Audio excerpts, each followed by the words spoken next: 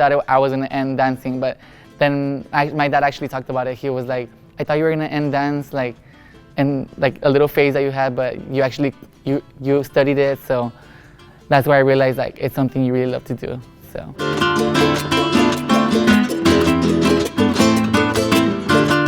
Well, I lost my mom my summer going to junior year, and I stopped dancing for a moment, but my director in high school, Mr. Luis Canales, he pushed me through the process. So he was like, you know what, it's just challenges that you have to go through in life. We're never prepared for them, but it doesn't mean you should stop following your dreams.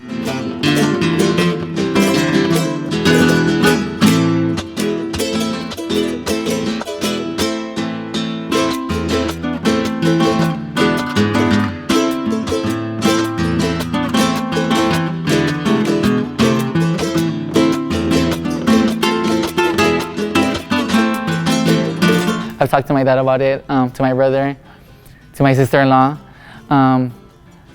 Yes, I'm scared, but I'm really proud of myself. I'm ready for it. I'm ready for a new phase in my life, for a new beginning.